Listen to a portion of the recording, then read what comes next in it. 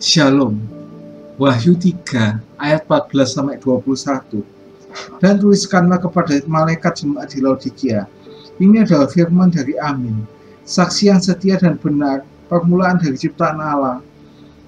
Aku tahu segala pekerjaanmu, engkau tidak dingin dan tidak panas. Alangkah baiknya jika engkau dingin atau panas, karena engkau suam-suam kuku dan tidak dingin atau panas.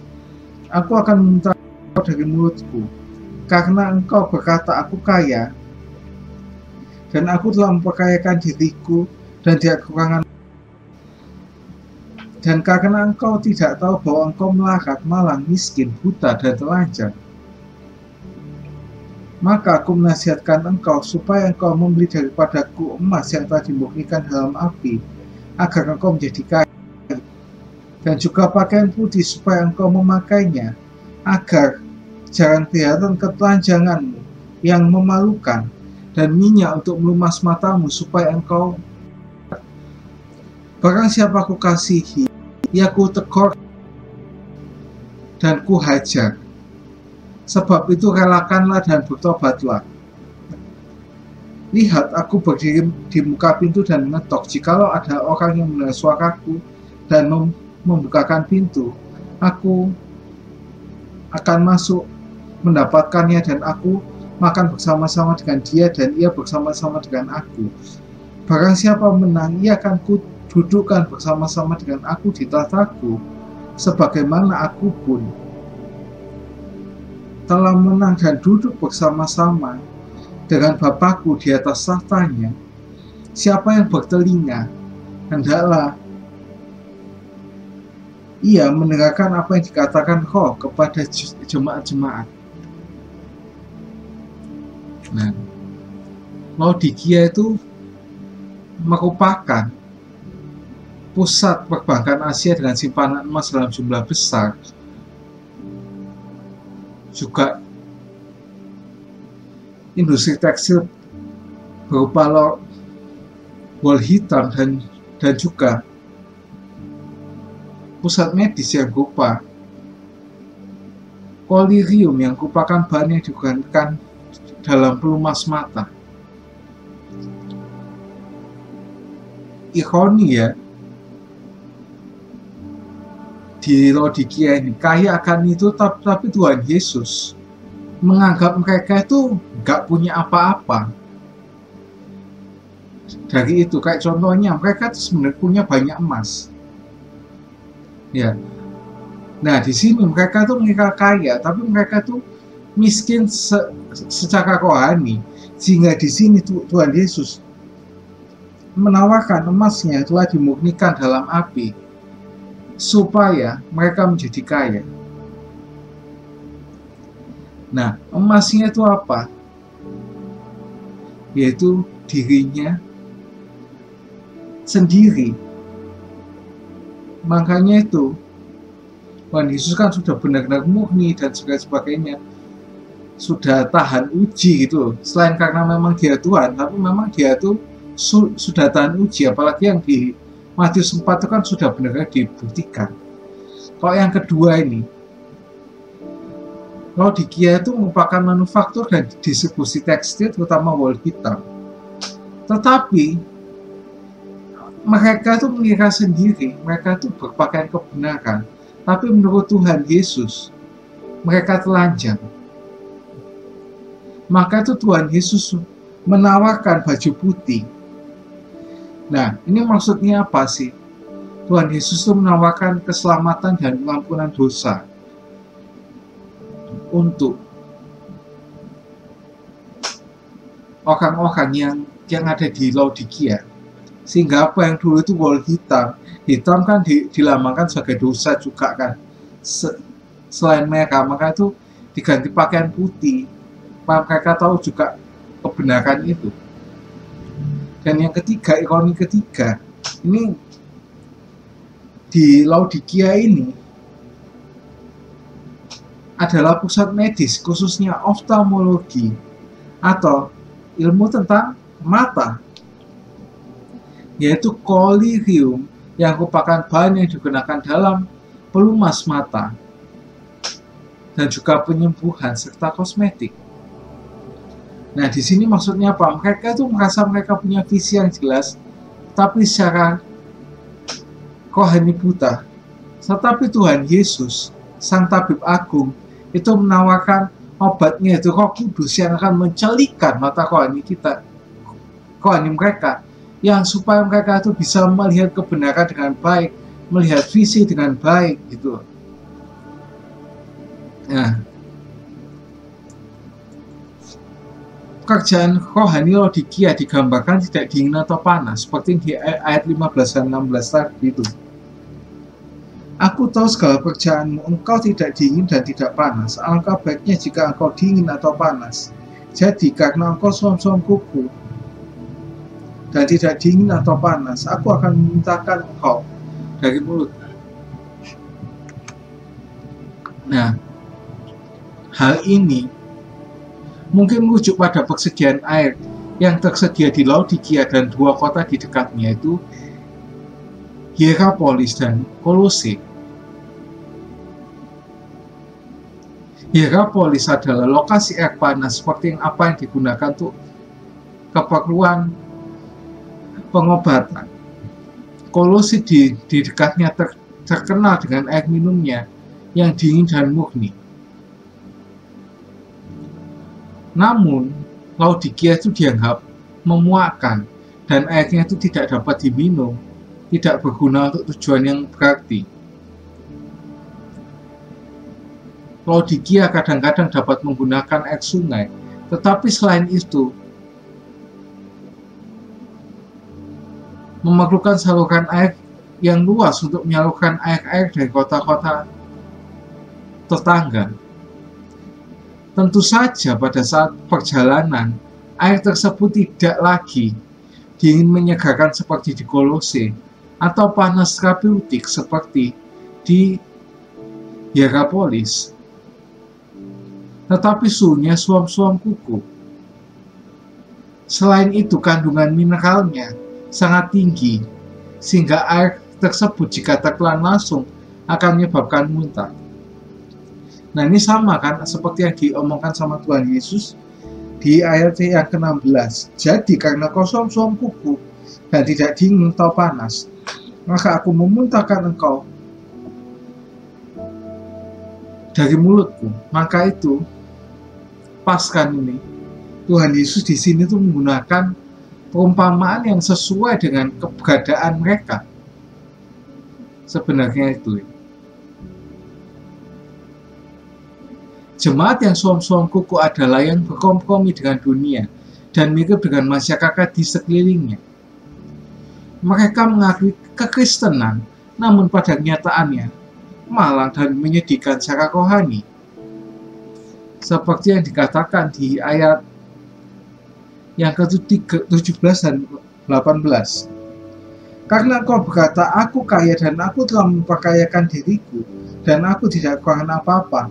Dan karena engkau tidak tahu bahwa engkau melarat dan malang, miskin, buta, dan telanjang, maka aku menasihatkan engkau supaya engkau membeli daripadaku emas yang telah dimurnikan dari dalam api, agar engkau menjadi kaya, dan juga pakaian putih supaya engkau memakainya, agar jangan kelihatan ketelanjanganmu yang memalukan, dan lagi minyak untuk melumasi matamu sehingga engkau dapat mendengar.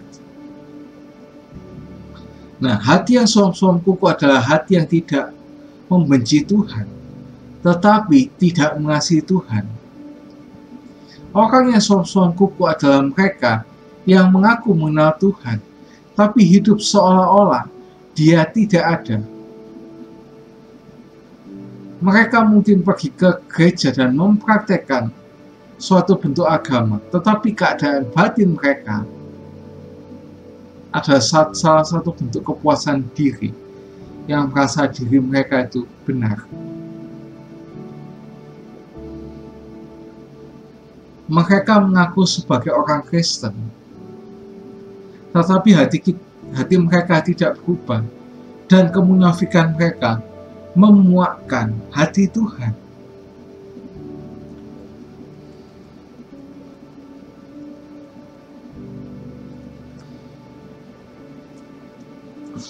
Nah, penyebab orang yang suam-suam kuku itu apa sih?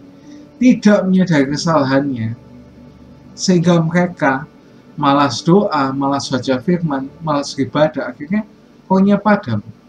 Yang kedua, lebih mengutamakan kepentingan duniawi, merasa hidupnya benar dan tidak butuh Tuhan Yesus. Tuhan Yesus ini mengatakannya di ayat ke-17 tadi itu. Kiranya katakan engkau berkata, dan aku telah memperkayakan diriku dan aku tidak kekurangan apa-apa.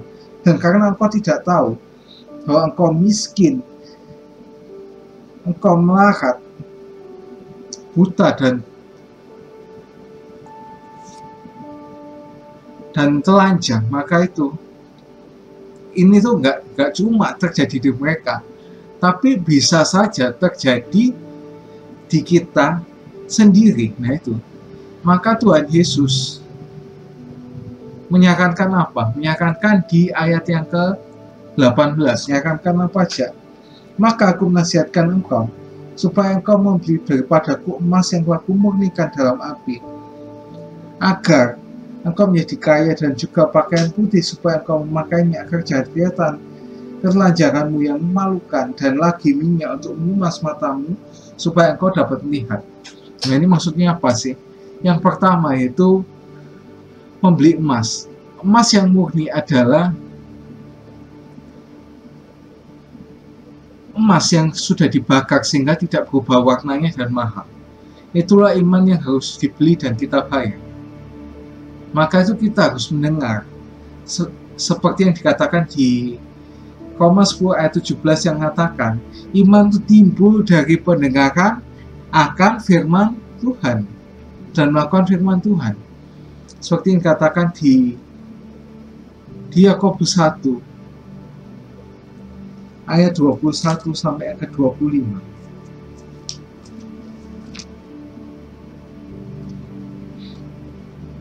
Sebab itu, buanglah segala sesuatu yang kotor dan kejahatan yang begitu banyak itu, dan terimalah dengan lemah lembut firman yang tertanam dalam hatimu yang berkuasa menyelamatkan jiwamu. Tapi hendaklah kamu menjadi pelaku firman dan bukan hanya pendengar saja. Sebab jika tidak demikian, kamu menipu dirimu sendiri.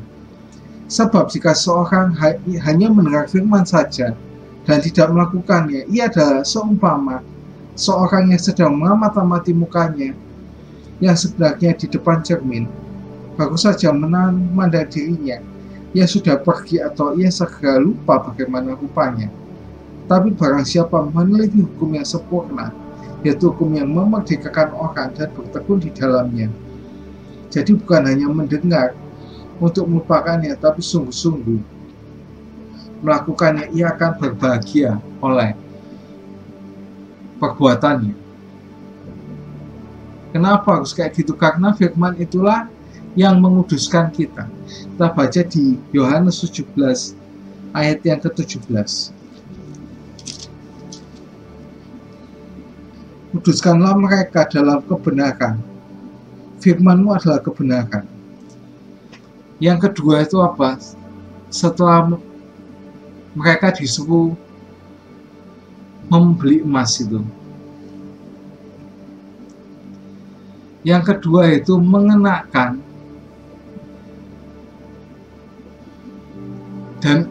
dan membeli pakaian putih, yaitu moral karakter dan bersih, serta perbuatan-perbuatan yang benar. Selain itu kan juga pengampunan dosa juga kan.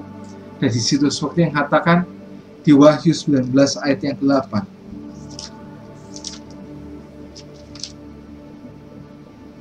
Dan kepadanya dikaruniakan supaya memakai kain linen halus yang berkilau-kilauan dan putih bersih. Linen halus itu adalah perbuatan yang benar dan orang yang kudus. Nah, yang ketiga, membeli minyak untuk melumas matamu. Nah, di sini kita juga harus bisa melihat visi dan kehendak Allah yang harus kita kerjakan. Melihat visi Allah dan melakukan misinya seperti ada di Yohanes 4 ayat 34. Kata Yesus kepada mereka, makananku ialah melakukan kehendak Dia yang mengutus aku dan menyelesaikan pekerjaannya. Nah, untuk melihat dengan jelas mata perlu minyak pelumas, demikian dengan mata batiniah kita perlu firman Tuhan dan pimpinan Roh Kudus sehingga kita memiliki kepekaan dan kecerdasan untuk mengetahui kehendak Allah, apa yang baik, apa yang berkenan, dan apa yang sempurna. Seperti yang dikatakan di Roma 12 ayat yang kedua.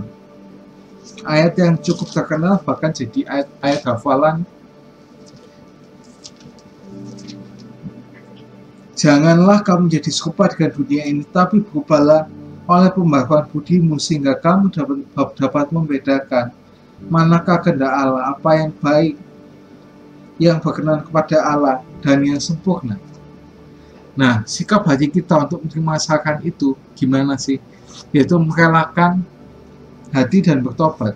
Seperti yang dikatakan di ayat yang ke-19 di Wahyu 3 ayat yang ke-19. Barang siapa aku kasih, ia ku tegur dan ku hajar. Sebab itu relakanlah hatimu dan bertobatlah. Nah, di sini sikap hatinya Tuhan Yesus itu apa? Perhatian dan peduli, seperti yang katakan di ayat selanjutnya.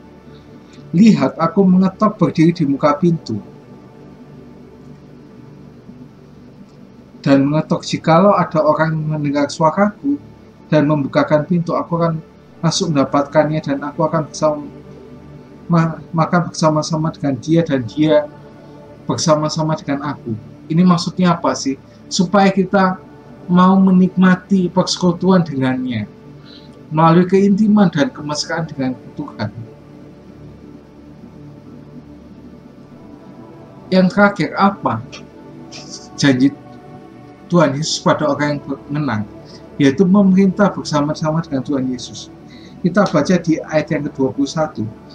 Barang siapa menang, ia akan kududukan bersama-sama dengan aku di atas tahtaku, sebagaimana aku pun telah menang dan duduk bersama-sama dengan Bapa-Ku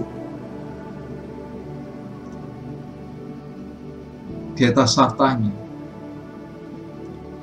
Jadi ya, kita itu kadang itu gak bisa merasa diri selalu paling benar, paling kaya, dan sebagainya. Tapi terkadang apa yang ada di sekitar kita itu juga bisa menjadi ironi bagi kita sendiri. See you and God bless you.